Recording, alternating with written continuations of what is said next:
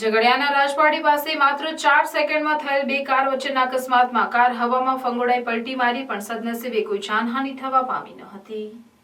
ઝઘડિયા તાલુકામાંથી પસાર થતા statue of યુનિટીને જોડતા માર્ગ પર અવારનવાર અકસ્માતોના બનાવો બનતા હોય છે। આવો જ એક બનાવ ઝઘડિયા તાલુકાના રાજવાડી ગામ ખાતે બન્યો હતો।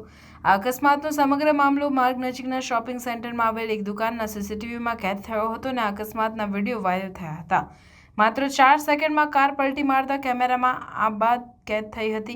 કેમેરાની ફૂટેજમાં સ્પષ્ટ દેખાય છે કે નગરના એક શોપિંગ સેન્ટર સામે સ્ટેચ્યુ ઓફ યુનિટીને જોડતા માર્ગ પર વાહન ચાલકો માટે ડિવાઈડરમાં કટ મૂકેલો છે। આ કટનો ઉપયોગ કરી એક કાર ચાલક પોતાની કાર જમણી તરફ મુખ્ય માર્ગ પર લેવા જઈ રહ્યા હતા, તેવામાં ડાબી તરફથી આવતી કાર સાથે જોરદાર ટક્કર થતા અકસ્માત સર્જાયો હતો। અકસ્માત સાથે જ માત્ર 4 સેકન્ડમાં ડાબી તરફથી આવતી કાર હવામાં ફંગોળાઈને માર્ગની સાઈડમાં પલટી મારી ગઈ હતી।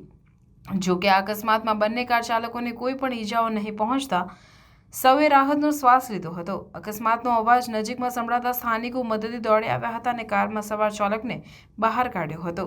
આ અકસ્માતમાં બંને કાર ચાલકોને વતી ઓછી ઈજાઓ પહોંચી હતી।